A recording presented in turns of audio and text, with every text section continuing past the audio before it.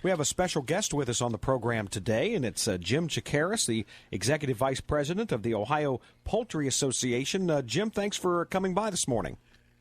Well, good morning. Pleasure to be here. I'm glad that you're on, Jim. When Mark told me that we were going to be chatting, the very first thought that came to my mind was back on campus at Ohio State, long after I graduated, but I was on one of the many committees, and I remember distinctly the edible, incredible egg. Oh, I'm sorry. Edible egg I'm sorry. I said it backwards. Strong and more vibrant than ever. Yeah, and I remember distinctly ending up with a sore wrist that morning. It was my committee's responsibility to do the actual omelets. We had beautiful little pans, all let's just say prepared for us. And by the end of the first 35 minutes in making omelets, I got so I could flip that sucker in the pan, never have to touch it. But that's my story. What I think about from a horticultural standpoint in terms of poultry has to do with bagged material, but that is not our topic this morning. What can we talk about, Jim? Well, a couple of different things I want to talk about. Obviously, eggs, nutritious, delicious, and what better way to utilize those backyard veggies that are starting to come in from the garden with, in omelets and scrambled eggs. It works wonderfully. And one of my favorites is a herb brown butter omelet. Ooh, that sounds good. My son is a retired Marine, and right now it would represent 30 years of his life, and he is not going to let some 18-year-old outdo him physically. So he stays in shape, and one of the things he starts with is exactly what you mentioned every morning. He gets out the veggies, chops them up. He gets out the eggs, stirs them up, and into the omelet world. And then he has gone to, I don't know what you think about this, but he uses 2 eggs and then some egg whites out of a jar, out of a bottle, and that makes an omelet to speak of. He was home here a while back and made me an omelet, and I would say he's pretty proficient.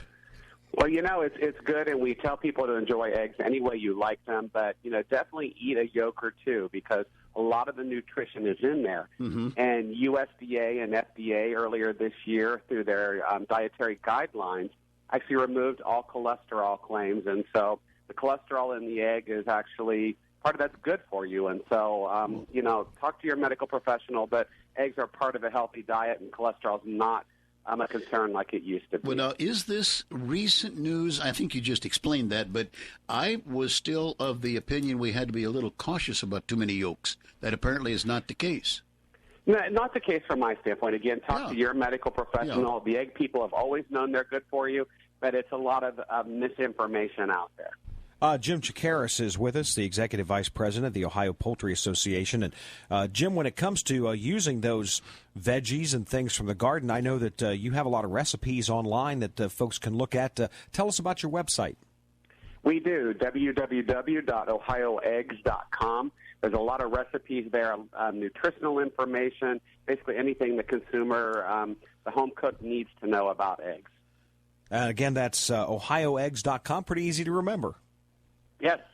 And one other website I'd like to bring up is another hat I wear, is I also, during the Ohio State Fair, kind of run their horticulture department for them. Ah.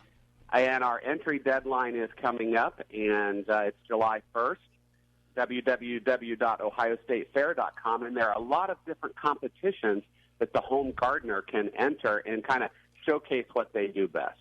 Now, I go back to fairground activities from the time I can first remember on through my late teens, and then most especially through my grandmother.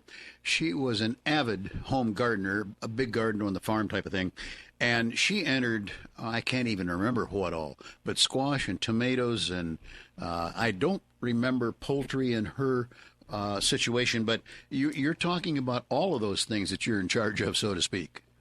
Well, during the fair, I kind of head up the horticulture, but the Poultry Association and working for the egg farmers, definitely is the real job and pays the bills.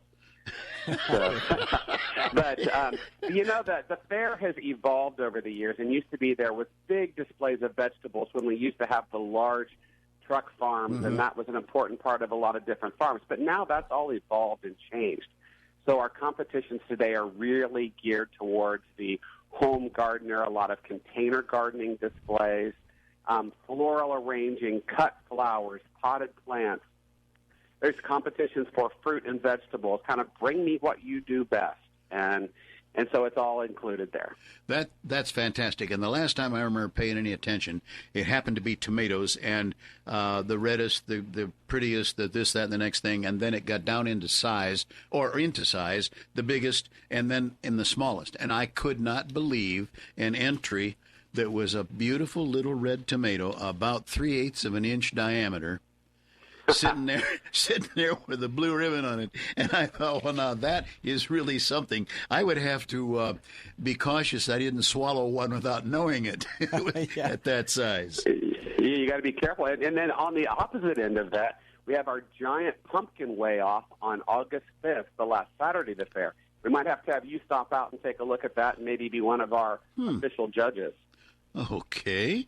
That sounds interesting anyhow. I have not had any connection with that at the fair, but Circleville comes to mind. Sure. I've seen some humongous things down there. I don't even know how they lift and carry them. Well, and ours may not be as big as some of those fall shows because we are the earliest pumpkin weigh-off in this hemisphere. Okay. So it's fun, and it's that great family activity. We also did a little pumpkin pie eating contest, and there's eggs in those pumpkin pies, so I got to tie it back. Oh yeah, and a good pumpkin pie is something to really want to get into. Now, Fred will do the pumpkin weigh-off. I'll do the pies. Okay. That's the deal. Okay. Hey Jim, once again, we want to thank you so much for stopping by this morning and telling us about not only the Ohio State Fair but more about eggs. Give us those website addresses one more time so folks can get more information. Great, you bet. Egg recipes and all things egg, www.ohioeggs.com.